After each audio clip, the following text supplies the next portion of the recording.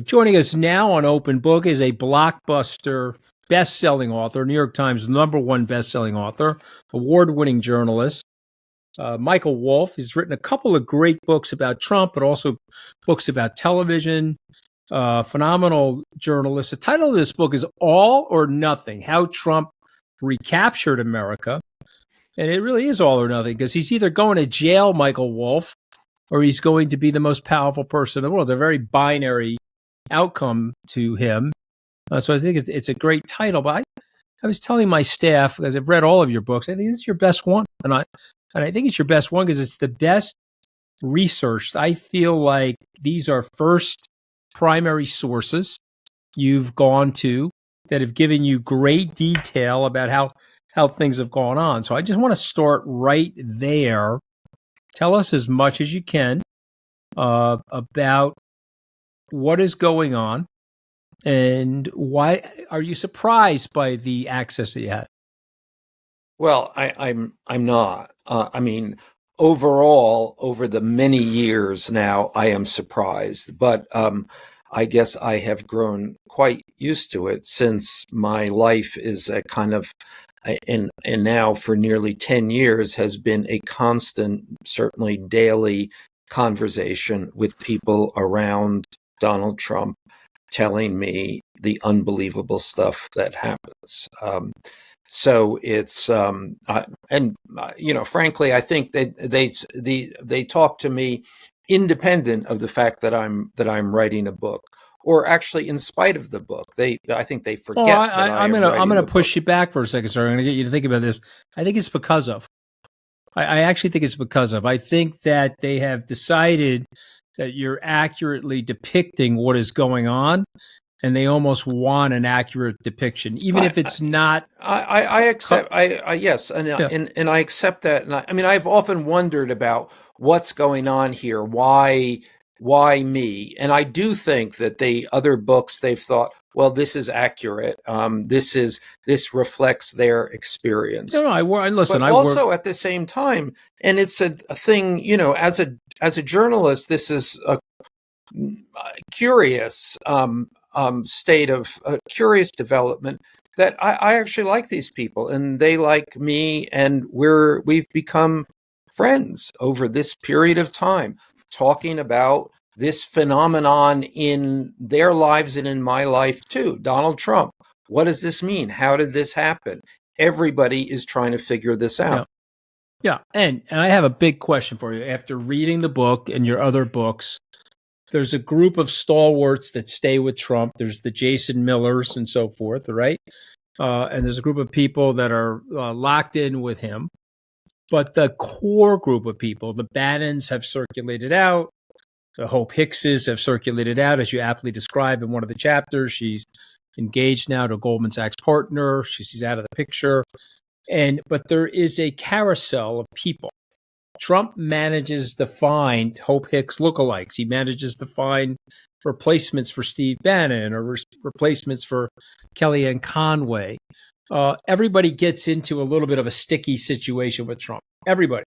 Right? Even the ones that stay with him get 100%. A little bit sticky is a generous way to put it. Generous. Yes. They get stung by him. They get beat up by him. They get bullied by him or tortured by him. Some ignore it and stay. Right. Those are like the Dan Scavinos of the world. Others they get exhausted from it. They leave. But he always manages to recruit a new group of people. The Elon Musks, the Howard Lutnicks, the Susie Wiles. What is that? What is that about Donald Trump based on your observation? I think it's more about the presidency and the White House, or the possibility of the presidency. That's the intoxicant here, because otherwise it does strain logic. Everybody knows that 100% of the time you're going to end up fired, humiliated, indicted. It won't have a happy ending. So why do you do this? You do it because I think because of the potential of his success, and even that almost defies logic, because how if you think this through, there's no reason that he should be successful, except that there is this feeling, and people around him talk about this, that there is some kind of magic or luck or thing that they can't explain, but is nevertheless real enough for them to hook their Okay, so and you write about this beautifully. So I'm going to explain it to our listeners. There's a cauldron.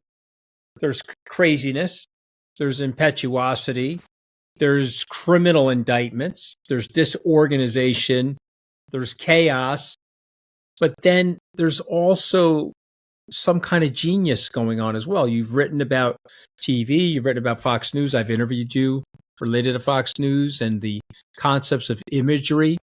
Trump understands some of this stuff, right? He understands how to create an image of success, or how to gravitate and pull a certain group of people into his vision of things, anchor him. Well, let's remember I mean, to me, the singularly the most important thing about Donald Trump is that he was the star of a top-rated reality television show for 14 years. 14 years. I mean, you learn the game. And, part of that game, the reality television show game, is conflict. You have to have conflict, a constant conflict. If you don't, you're going to lose your audience and lose ratings. And so you have to manufacture another conflict. And it's all about manufacturing conflict, which, of course, is partly what goes on a daily basis in the Trump circle. But a little bit more organized this time, no? I mean, I feel like the 2016 campaign compared to the 2024 campaign is same lead singer, but it feels like the band and the guys that are organizing the AV and the people putting the drum in place, they may be a little more organized. Am I wrong? No, I mean, absolutely. There was a core group of political professionals handling the campaign. They were not MAGA people. They were not ideological people. They weren't particularly Trump people. They were political professionals whose sole measure of success is winning. And they got to do their thing. So the interesting thing is, how come they got to do their thing? That's the follow-up question. Without him interfering. And right. I would say that the indictments and the trials and the whole legal morass and that legal threat kept him occupied enough for them to do their jobs. Yeah. So basically, had he not been indicted, there would have been more chaos, right? He was almost scared shit into listening to them, to say it differently. Yes, I think that is true. And had he not been indicted, there would have been less a story for him to exploit. I mean, ultimately, yes, if you looked at this scheme or strategy or tactic of indicting him on the part of the establishment or the Justice Department, yes, I think profoundly backfired. Boris Epstein is a pretty high-profile figure in the Trump orbit. He's been in and out of the orbit. I know Boris pretty well. I campaigned with him in 2016. You write that he has reasonably, if not reasonably, very significant sway over a lot of Trump's legal and political strategies. And so why is that, you think? And what is Donald Trump's real opinion of Boris Epstein? Well, I think that's I mean, the reason Boris has sway is that he says exactly what Trump wants to hear, and is a virtuoso at that. The curious thing is that Trump acknowledges that. There are instances in the book where I have him, Boris calling, and Boris calls constantly, 10, 20 times a day, of Trump holding up the phone with Boris's name on the phone, and holds it out to the people that he's having lunch with, and said, here's my Boris on the phone, is going to tell me why it's so great that I've been indicted another time. So there is that that kind of acknowledgement on Trump that he likes a yes man around him, but will also kick the guy for being the yes man. Yeah. And Yeah. Boris's strength in this is that doesn't matter to him. He can accept any humiliation and has weathered many humiliations at Right. Trump's They accuse Trump's him hand. they accuse him of taking money, all different types of things. He just hangs in Yes, there. and he was thrown Right. out. You know, he Right. was in the first White House for a couple of weeks, and then they threw him out. Right. Yeah, I've had that experience, Michael. I know the experience. Susie Wiles, she's good. That's the toughest job in Washington, probably. Right? I think one of the toughest. She makes it. You mean the chief of staff? Yeah. No. I mean, it's an interesting development. All his other chiefs of staff, he really didn't know. He had no real relationship with them. And you know, in that Trump way, it was really Jared who was at least the shadow chief of staff. Right. But he now has, in Susie Wiles, he has a chief of staff who he's had now effectively a very long relationship with. You know, although when he first met Susie Wiles in 2016, she had been hired as the Florida to run Florida for him, and he first met her. He went back to his staff, in this case, Bannon, and said, "She looks like a refrigerator. Fire her." She was not fired. They went on to win Florida twice, and then she became in exile in Mar-a-Lago. She became kind of the keeper of the office, and is now the keeper of the Oval Office. But Trump looks like a refrigerator. So what I love about Trump is that literally he's calling other people the refrigerator. It's like the kettle calling the pot black. It's unbelievable, his self-image versus the reality of him. No, he clearly has no idea about the way he looks. He's one of the most extraordinary and you might say horrifying looking people in the history of modern politics. Yeah. But there's an image there, though. There's something about the image. He's got the blue suit, the red tie, the orange loves war paint. It. Remember, he lives in his own reality, and in that reality, he is. He's a super handsome guy. Let's go to La Savita for a second. Chris, I've known him forever. He's a great political operator. He didn't take a job in the administration. Well, I would read that as he didn't get a job in the administration. Okay. I think he's saying, yes, he decided to stay out. But I don't think you win a presidential campaign and at the very top of the campaign organization and then willingly on your own volition walk away. Okay, so you think that he wanted a job, didn't get one. And what about Jason Miller, career operative? Yeah, and I guess I would have to say the same thing. You just don't walk away from the White House. Now, of course, you might say, and I suppose with a certain amount of experience and maturity, you should say, why should I go into this, and risk humiliation, being fired, indictments, when I can stay outside of the White House and potentially make a lot of money? It's just not how political people usually respond.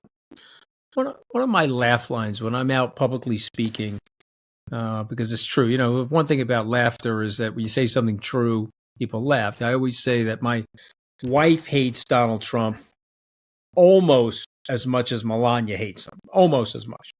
And I get a good laugh out of that. But you write in the book, literally, and I'm using your words, not mine, Melania blank hates her husband. So tell us about that. Well, I was fishing around. I was, that's a quote from one of the people in the close Trump circle. And I was saying to this person, she hasn't made one campaign appearance, and did not until the last week of the campaign, and she hasn't shown up for the in any instances in any of his court appearances. And I had somebody told me the story of Jason Miller approaching her and saying, "Hey, it would be great in terms of the first indictment of you coming there and stand by your man." And then she said, then she laughed, said, "Nice try." Anyway, I was talking this through with one of the people and asking, so what's going on here? Really, what is this about?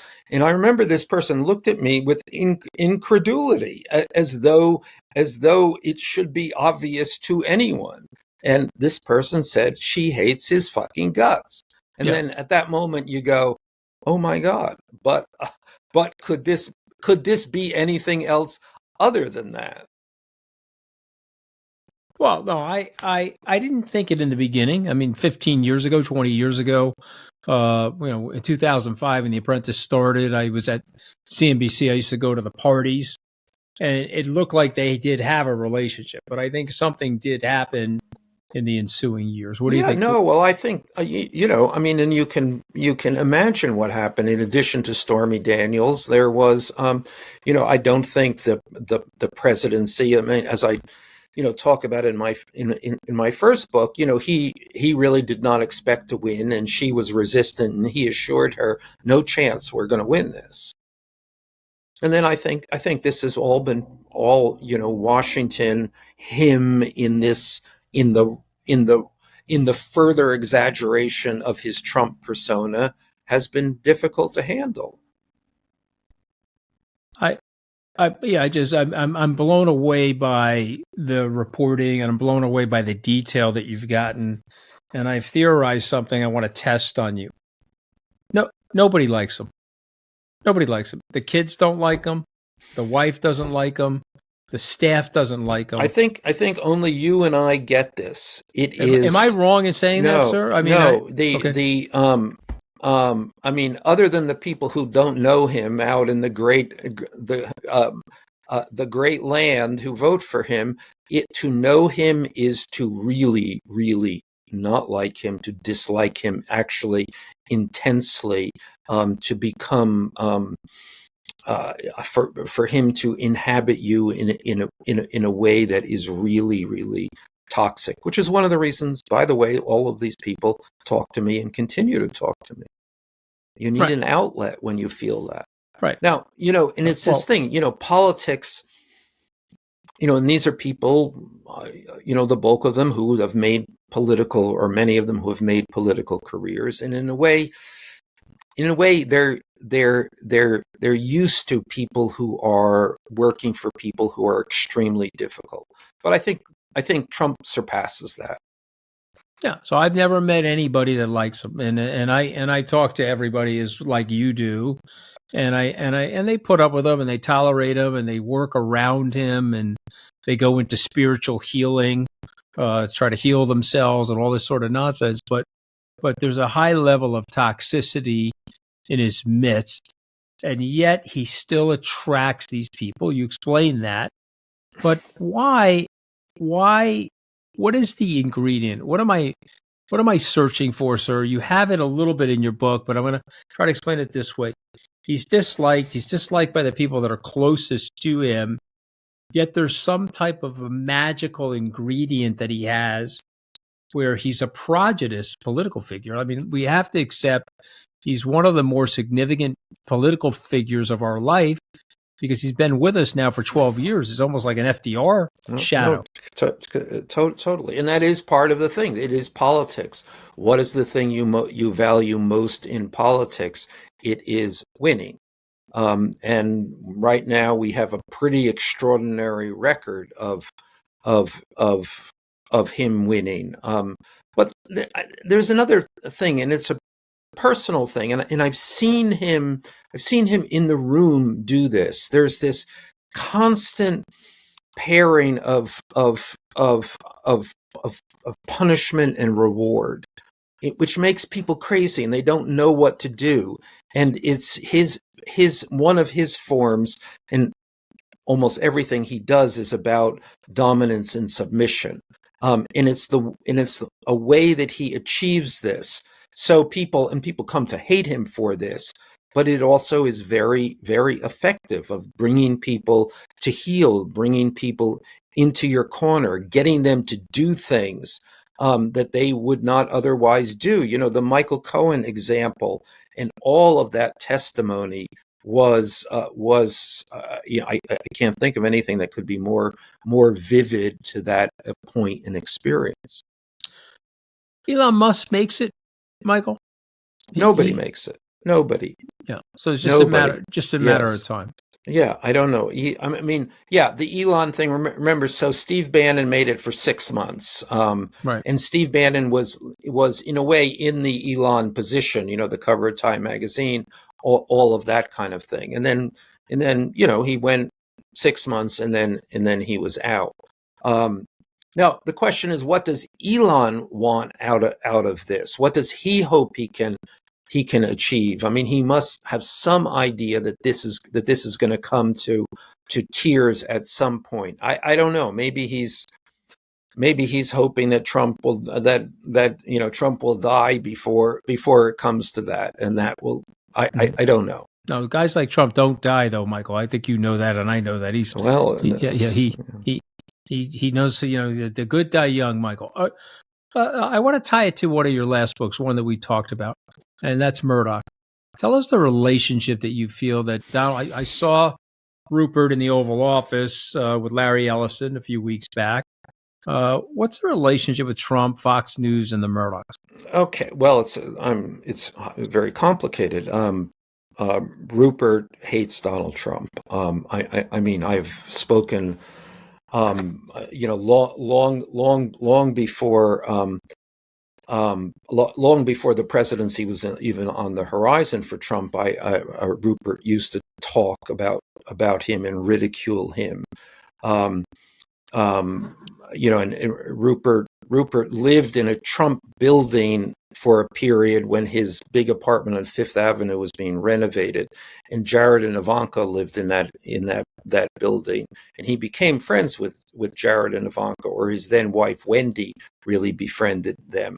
But he got to know, you know, Trump was around. And here, I'll give you a story that once I was interviewing Rupert. We were having coffee at his apartment in this building, you know, spoke for whatever, an hour, and then we left together and came down, got on the elevator, came down, midway it stops, doors open, and Donald Trump gets on. And Rupert, who is, you know, an incredible mumbler and talks into his arm, said something, some pleasantry, I suppose. And Trump turned to me and says, "Do you ever understand what he's saying?" But clearly, you know, over the past, you know, since January 6th, you know, Murdoch set out to use Fox as the means with which to deprive Trump of any possibility of a further political career, really being one of the key people in the invention of the Ron DeSantis bubble. And obviously all of that failed. It turns out that one would have thought that Trump needed Fox. It turns out Trump is bigger than Fox, that Fox needs Trump. And Rupert, who is always Mr. Ultimately Realpolitik, came to Jesus, really. Yeah. And I remember somebody described the moment that Trump was in his office behind the desk, the phone rings, and he takes a call, and then he comes outside and says to everybody, "Well, you'll never believe that was Rupert." And somebody in the outer office says involuntarily, "Murdoch?" They couldn't, you know, believe that this finally, the thaw had finally happened. Capitulation. Yeah. All right, I got you for 5 more minutes, so we'll talk quickly. Give me 30 seconds on Putin. What's the deal there? You know, what is the deal? It's some deal. It's either he does have something on Donald Trump, or whoever Putin is, whatever he has succeeded at, stealing billions of dollars and being the autocrat of our time, is weirdly appealing to is directly appealing to Donald Trump. But prima facie, it feels like it's more than any of us can figure out. None of us. I mean, Steve Bannon always used to say, that there must be something there. Right. We couldn't figure it out. I talked to Steve about it. I talked to McMaster about it. We couldn't figure it out. All right, I've got 5 words. I'm going to read you these 5 words. I do this with every one of my authors. I'm going to say the word. You're going to say 1 or 2 sentences about the word. If I say the word or the concept MAGA, what does this mean to you? What's your reaction to that? No, it's the Trump world and the Trump reality. Yeah, and it's basically a hijacking of the former Republican Party, right? It's a decapitation. Yeah, I mean, that party. It's really that party now, right? Exactly. Okay. I say Trump world. What do you say? That closed circle that he's in the middle of. Somebody once said to me that there's no reality for Trump outside of the sound of his own voice, and that is that world that he inhabits. In my book, I write about these 2 particular yes people, Boris Epstein and this woman Natalie Hart. Mm-hmm. So he reinforces this world. So it's a very, very, very circumscribed world. Nothing much gets in. Right. Which was true in reality television, was true in real estate, yes, and is actually also true in politics. Okay, 3 more words. J.D. Vance. I say J.D. Vance. You think what? Another, his lackey, just another person who has drunk the Kool-Aid, and that will poison him. So I think J.D. Vance ends up in the wood chipper, never makes it to the presidency. Oh, he's absolutely. the Mike Pence of this situation. Yes. Anyone in the vice president. I mean, he doesn't want a vice president. Right. I mean, in the book, I quote him as saying, "Somebody, why do I need a vice president?" Right. Yeah. Right. Okay. 2 more. Elon Musk. Steve Bannon. Okay. Last word. I'm going to give you the last word. Donald Trump. The most extraordinary figure of our time, for better or worse. He tries to stay. It's January 2029. He tries to stay. He'll try to stay, but only on a performative basis. He will milk every headline he can milk, because that's what he does. That's what he thrives on. That's how he survives. But he's gone on the 20th of January. He's gone. Yes. On the 29th. Oh, yes. All right, so and probably grateful to be gone, by the way. Tell me why. I don't really think he likes being president. I think actually that his life in Mar-a-Lago these last number of years was much, much more pleasant to him, much more satisfying. To go through the campaign, a presidential campaign, an activity that requires superhuman attention, and to begin every day by playing 18 holes of golf, that's unique. Yeah. I agree with you, by the way. He likes the attention, and if he can make some money off of it, money and attention are the 2 things in the reptilian brain. It's really nothing else. So I know he doesn't like the pomp and circumstance of the presidency in terms of things that he has to do as president. He likes the attention. Maybe he likes the band playing. And he doesn't, when they make him focus on something that's really annoying to him, and he doesn't do it. Right. Well, amen. All right. Well, the title of the book is All or Nothing. What a great title, because it's very descriptive. I think this is Michael's best book yet.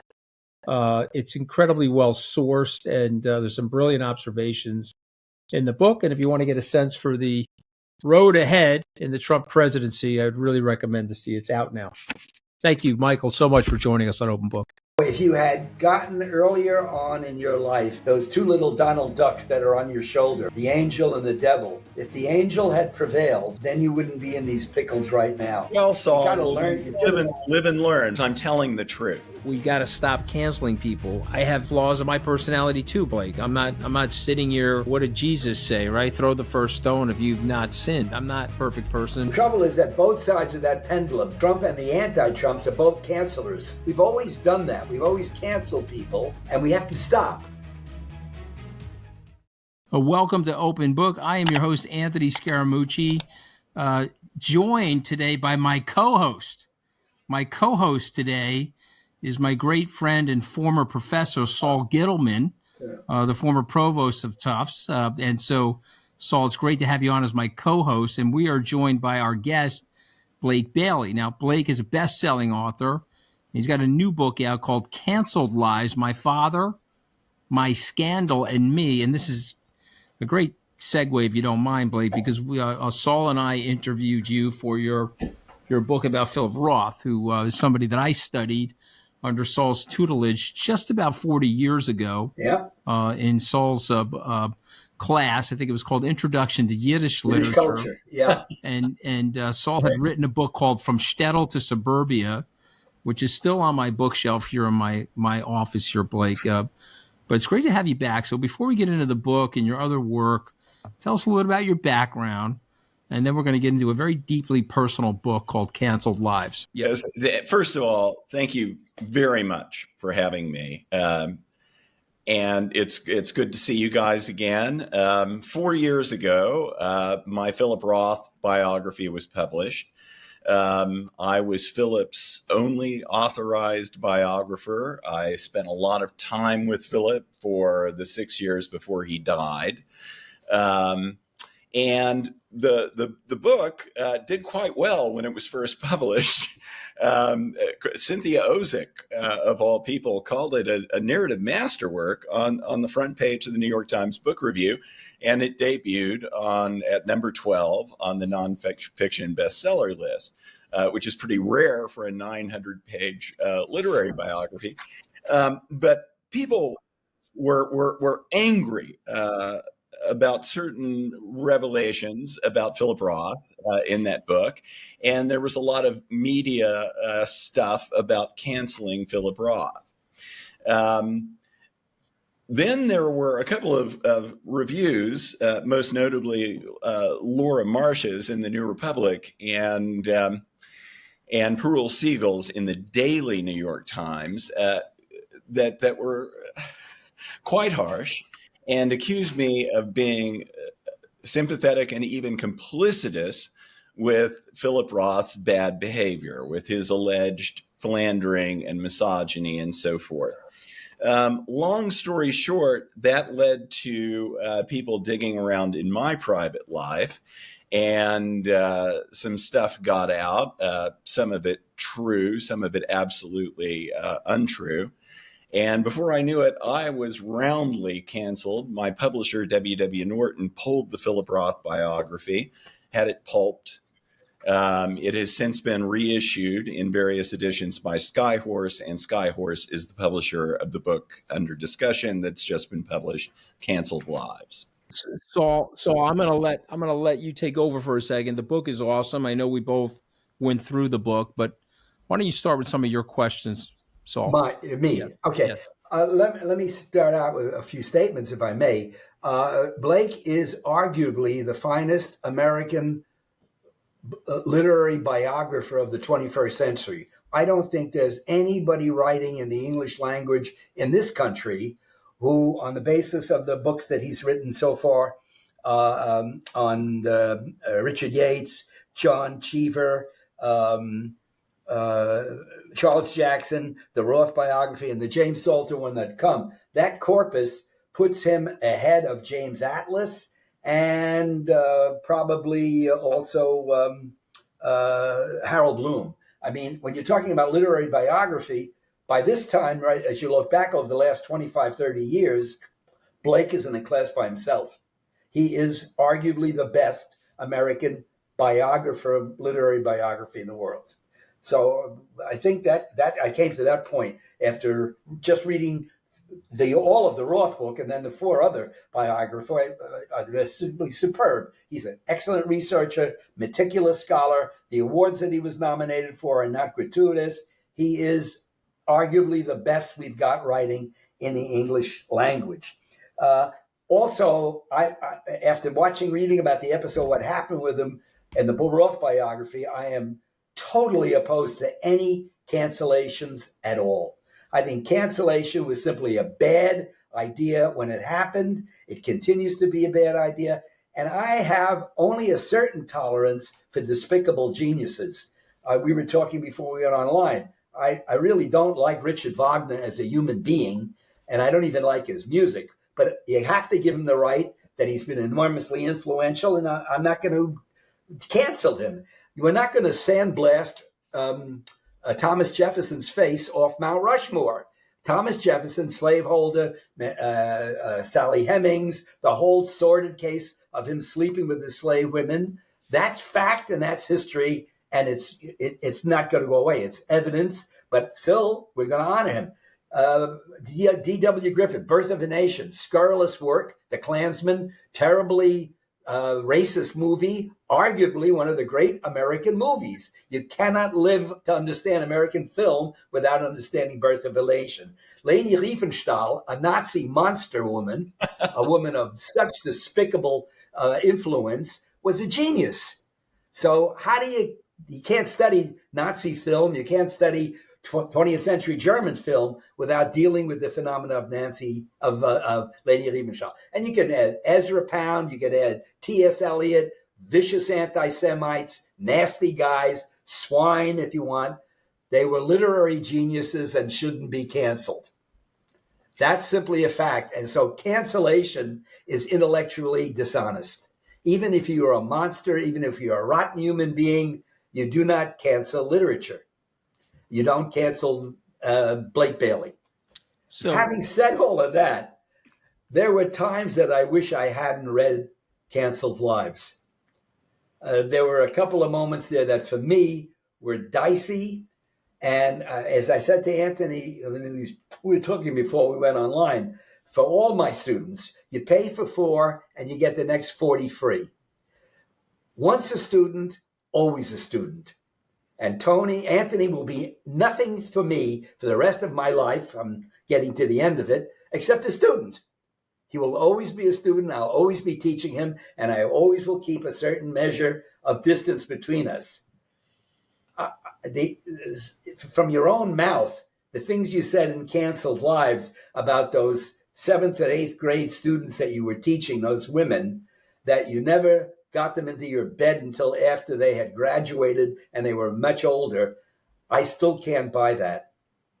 That's not, for me, as a lifelong teacher, acceptable behavior.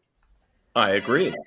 Having said that, that's all I need to say. I believe your work should be permanently in the books and never canceled.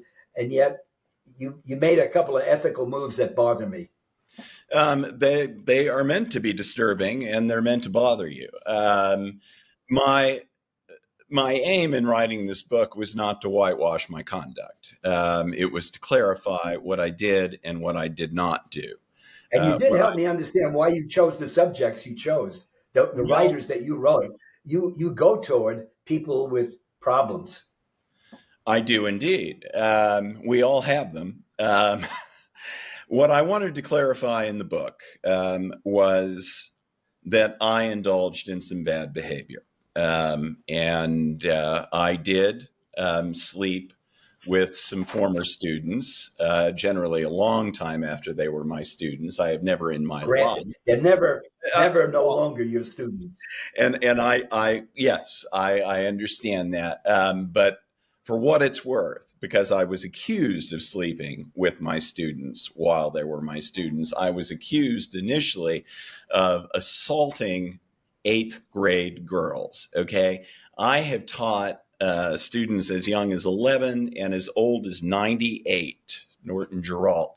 And unlike Philip Roth, I never laid a glove on anybody while they were my student. Usually this I accepted none of their charges, by the way. Years later, when they were no longer legal minors and it was consensual.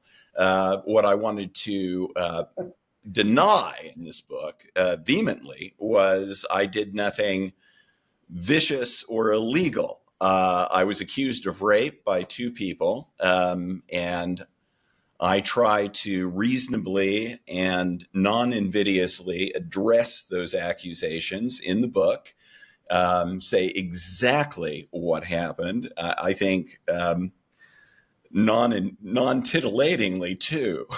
I'm very clinical and I think objective about my descriptions of what actually happened with those people. It's one thing to be a philanderer who sleeps around on a wife that, in my case, I adored and respected, and break my daughter's heart. I did those things, but I did nothing vicious or illegal. I did not rape anybody. No, I accept that. Consciously groom anybody. I accept that complete description, except if you had listened to me earlier. There you go, we met, actually. I hope, though, you found my book to be contrite about, what I did. I don't think you understood your own fault at least in that context. As I just said again to Anthony, if you're once my student, you're always my student.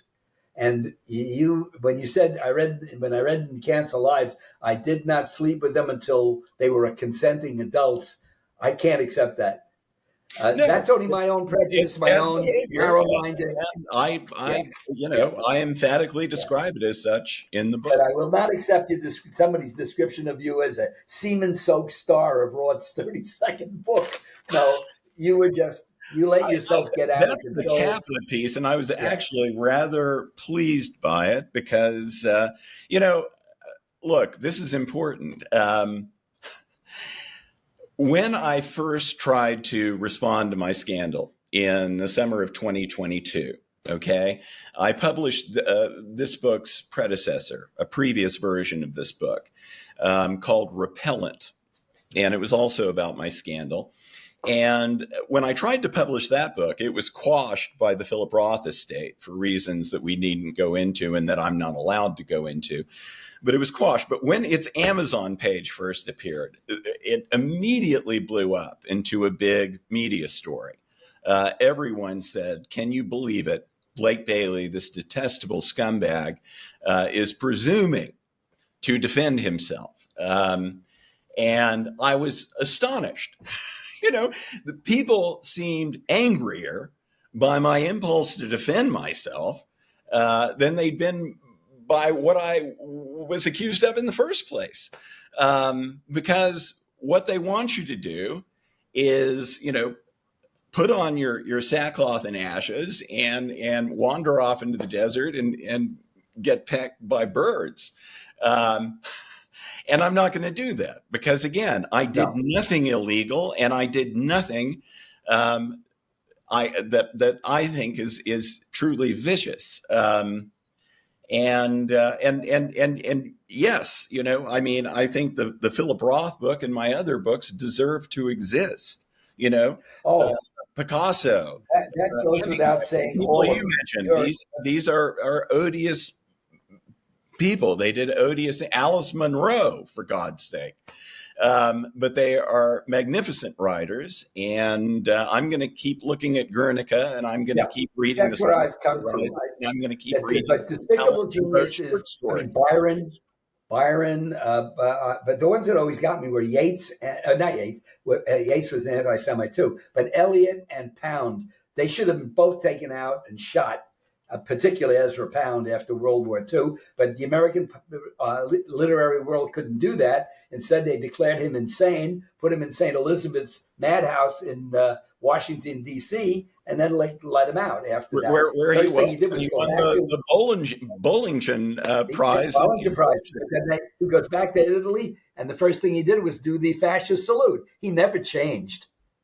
Well, Pound never changed. Anyway, so this book, this book I tried to publish in 2022 was greeted with total outrage, and 3 years later, the culture has changed somewhat because this time I have been met with contemptuous silence, and that is why I'm so great. I'm sorry, Saul. With regret, the canceled movement partially is responsible for us getting Donald Trump.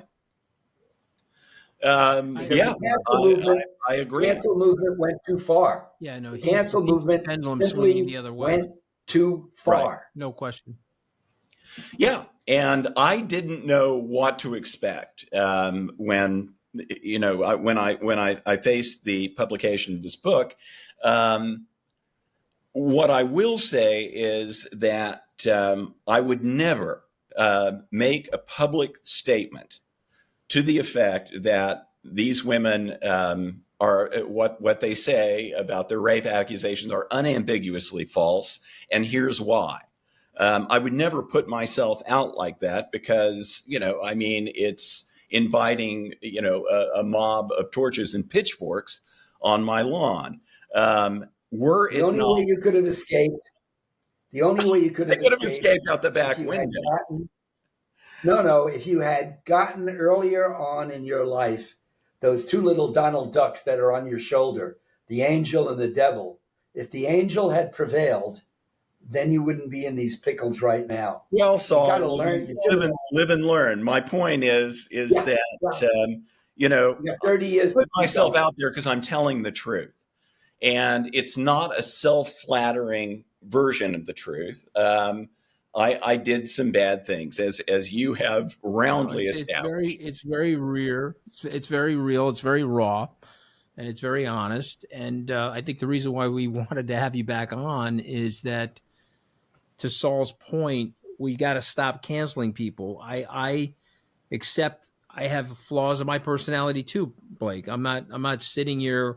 What did Jesus say, right? Throw the first stone if you've not sinned. I'm not a perfect person. And Saul, believe me, knows more than one of my flaws, which I've shared with him. I mean, and I've made my mistakes politically. I've made my mistakes professionally and personally. I guess the thing that Saul's getting at, and I guess that where the reason I wanted to have you back on is, where do you go from here? What is the lesson when you close that book? Okay, you're a great author, you're a phenomenal writer, and you're writing to a reader. What is the lesson that you want the reader? The reader is closing the book, and they've just learned something. Which one? Canceled Lives? Yeah, Canceled Lives. What do you want that lesson to be from Canceled Lives, Blake? Well, I mean, had I to do it all over again, at one point in the book, I examined my behavior. Most of this behavior was 20 plus years ago. And that doesn't excuse it. But I look back on that person that I was, and I simply don't understand what the hell I was doing. I was deeply unhappy for various reasons. My brother had just killed himself in jail. And my Yates book, which was a critical success, was about to come out. And meanwhile, my publisher kept passing on all my subsequent book proposals. So I felt like, all this hard work was for nothing. And I engaged in some bad behavior, which I would never, ever, ever repeat, given the nonstop ass stomping that I have gotten over the past 4 years, and given my own evolving sense of right and wrong. That said, my literary biographies of Philip Roth, of John Cheever, Richard Yates, and Charles Jackson, all these people were extremely flawed human beings. That's what I got mostly also out of Canceled Lives. How you found these people. Philip Roth, when he taught at Penn in the 70s, he would have his friend Joel Canero, who was the dean. And, when Philip's oversubscribed class, when someone would try to get off the waiting list and get into Philip's oversubscribed class, they would have to go through Joel Canero. And Joel Canero would vet these women for comeliness and susceptibility at Philip's behest. I never did that. That's why people were calling for Roth to be canceled after my biography was published. And And, I mean, my point is there is a vast discrepancy between someone's public face and what's going on in their private life. Anthony, have you read The Plot Against America? Yes, and also saw the movie. In fact, you may remember this. You recommended that book to me. It's got to be 20 years ago. Yeah, and it came true. I mean, if there was Totally. only one person America that could first. beat I FDR, mean, it would have been the Lindbergh story is the Trump story. Yeah. But Well, you so know, I nothing mean, is new. The other thing, though- I didn't know what to expect from this book. And as far as Trump is concerned, when he was reelected, I thought, well, this can go either way. I mean, a man who has been civilly convicted of sexual misconduct has been reelected president of the United States amid many other alleged misdeeds. Either that means the culture is changing, not necessarily for the better, but it may also mean that there's going to be this all the more virulent backlash against me, as for my past sexual misbehavior. Again, I don't know. I'm not sure of that. For the most part, the response has been a contemptuous silence. The publicity I've done for this book has consisted of a wonderful interview on the Bret Easton Ellis podcast, almost 3 hours long, a review in the now defunct, I think my review killed it, New York Journal of Books, not to be confused with the New York Review of Books, a piece in Tablet, a piece in Unheard, and a couple of other minor. I don't think your legacy. So I'm thrilled to be here and to be able to say my piece. I'm sorry, Saul, go ahead. I don't think your legacy is going to be canceled lives. Your legacy is going to be your biographies. You are a brilliant biographer. Your autobiography, I don't need to know all of that about your family. I don't need to know all of that about you. I can tell you privately and to your face now, you should have comported yourself differently. But when it comes to finding the right biographer, to put together a literary biography, you and James Atlas, I thought were in the same class, but you're prolific. You are you're just the best that we have in the nation, and you cannot be canceled. Well, Saul, that's very, very generous, but I do need to sell a few copies of Canceled Lives. Yes. So help me out. That's problematic. I won't have a future as a writer if I don't. You got problematic people that you write about. You write about uncomfortable people. Which, by the way, I think is a good book. It has the virtue of brevity. It's not going to, take up a lot of your time. And it is absolutely truthful from beginning to end. And look, I'm going to say something generationally, Blake, because I think you and I are from the same vintage. Yep. And Saul is probably from our dad's generation. Yep. So for me, having 5 children that range in age from 32 to 7, I think your book is worthwhile because Saul is right. His generation doesn't want to hear all that detail, but the generation that you're talking to that's younger than Saul's probably wants to hear that detail. Again, I'm not saying that it's right or wrong, but I think that there's messages in the book. And what I got from the book was, I think that you are contrite in the book. But what I got from the book, though, is a cautionary tale about boundaries. My boundaries have been flawed in the past. And Saul knows I grew up with a very tough dad. He was a blue-collar worker, beat the living daylights out of me and my brother. And it manifested itself in different ways, which I've tried to curb some of my excesses as well. But what I got out of the book was you were out of control with your boundaries.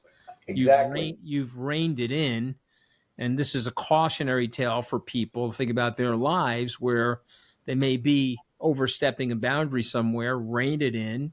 You're going to live a more prosperous, more healthy, more mentally aware, more self-aware life. I think that was the message of the book. And so I'm proud to have you on. And I agree with Saul about your writing. I think the Philip, he read the others. I have to confess you, I didn't. I've read Canceled Lives, and I read the Philip Roth book cover to cover. I was influenced to do that by Saul because he introduced me to Philip Roth, who was masturbating in his baseball glove, I think, his in liver. Portnoy's complaint. You know what I mean? So I'm like, Baseball glove. right. Yeah, the And by pound the of way, evening dinner. he describes the semen as smelling like buttermilk and Clorox, and this is something I read That's a 40 years pretty ago. But it's perfect. all worth it for the plot against You can't America. unremember. You can't That's unremember why he that, was right? our So greatest living novelist. yeah, so to me, this is I guess what I would say to you: go forward, sir, in your life and write, and go forward in your life, and you're always welcome on this podcast with your books, because we are bibliophiles on this podcast, and Saul is right in what he's saying, but I'm also think that you did the right thing by writing the book, because Oh yeah, there's no problem with we have that. to stop the canceling, right? If Trump is too far of a pendulum going back the other way, I'm hoping we can get to the middle part of the The swing. trouble is that both sides of that pendulum, Trump and the anti-Trumps, are both cancelers. They both want to They are. cancel, That's the irony and of it. that's That's the bad. irony of it, guys. That's not the First Amendment. It's not what 100%. America. It's what America used to be. But it was always that way. I mean, I remember growing up with banned in Boston. We've always done that. We've always canceled people, and we have to stop. Pornography, that's something else. But the stuff that Blake is writing, that has to be part of the American canon. Well, okay. Look, what is at the heart of canceled lives is the same basic theme that's present in my biographies, which again is sort of the vast difference between a person's public image and their private lives. Can I talk a little bit about why my father features so large in this book? The subtitle is "My Father, My Scandal, and Me." My father, Burke, Saul, I think you two are pretty much exact contemporaries. You're 91. Yeah. My father would have been 91. He died 7 months after my scandal blew up, and the sheer dizzying horror of what happened to me hastened his death. The reason my father is particularly germane to this story, he was regarded within his profession as a kind of real-life Atticus Finch. He was the best trial lawyer Oklahoma has ever produced. Say your no relativistic things about Oklahoma, but still, he was president. You think he was as decent as Atticus Finch, at least in the movie? Pardon me? Do you think he was as decent as Gregory Peck portrayed Atticus Finch? I'm coming to that. My father was apart from his abilities as a litigator, was foremost known as a paragon of ethical conduct, of graciousness, of wit and courtesy within the profession. He won an ethics award. That's what he's primarily known for, as being an ethical paragon within his profession. However, Saul, in his private life, my father was very freewheeling, very philandering. My parents had an open marriage. My mother was no slouch. I would come home, there would be drag queens singing torch songs, there would be drugs, etc. So you'll agree there was that came through. In open marriages, you got children that you're responsible for. Right. I may be a Puritan. I'm a Puritan. I am a Jewish Puritan. Once you have children, you are going to be responsible for a great deal of other people's lives. And you philandering, drugs, all that stuff, keep it out of it. And this is why you wrote very effectively. He came through loud and clear, and I didn't like him that much. You didn't like my father in the book? No, I get it. There were times that I said, "Don't do that. Your deportment stinks." Well, my father changed, and he divorced my mother. He remarried a woman who I did not get along with, and he became much more puritanical in his private life. Again, he was always a lovely man in his public conduct. And you can't sham that altogether. It wasn't a sham. He's a lovely guy. If you met him, you would likely adore him. The only way I met him is through your writing. But it is possible, again, to be sexually wayward, Saul, and to be a person of the highest ethical ideals otherwise. That was my father. As long as you're not involving other people, particularly your children. There you go. And I'd like to think if my daughter were here, she would tell you that as a father, I mean, this is why all this was so shocking to her. I mean, it almost destroyed her, as you can imagine, because she never saw any of this in my paternal conduct. I mean, I was doting. I almost never raised my voice even. We had a wonderful, and still have. We have survived this, and we have come out the other end. Again, you know, my father, there was nothing wrong with him as a father. And, you know, when my scandal blew up, it could have gone either way. My father was a lovely man, but he was very judgmental. And he might have said, look, kid, you know, you made your bed, sleep in it, etc. He said those sort of things to me many times. But he did not. He said, you know, I love you. I'm with you. Tomorrow will be better than today. And then he died. He went into rapid decline after that. But he kind of saved my life. So that's why I include my father. He'll always be your father. That's okay. He always will be your father. Well, yeah. And in most ways, Saul, he was an extremely decent human being. It is possible to be sexually wayward and to be decent in other respects. That's a value judgment. You can argue on another podcast. All right. Well, I mean, the half hour went by very quickly. So Blake, I'm going to give you the last word. We got about 90 seconds left in the podcast before my advertisers will edit the goddamn thing. So I don't want that to happen. So you get the last 90 seconds. Go ahead, Blake Bailey. I was hoping you would give me a cue word like you usually do. And all right, well, let's talk. I'll give you a cue word. The word is canceled. Give me the cue word. Me. Okay. Yeah, me. And again, you know, I did some things that I regret. I wrote about them in the book. I hope that you'll get the book and find out what I did and what I didn't do, and weigh those one against the other. And possibly then, after I've sold a few of these books and I can go on and write about Jim Salter and keep having a career, you'll read my other books and learn about other interesting people who did good work and who were flawed as human beings. We are all flawed as human beings. Indeed. Indeed. Well, I think that's ultimately the last word. I think you're a brilliant writer, and I want you to sell books. And so I want people to go out and buy Canceled and read it. I think they'll learn from it. I think there is a cautionary tale in there. I do appreciate you writing it with the level of authenticity and the honesty that you present in the book.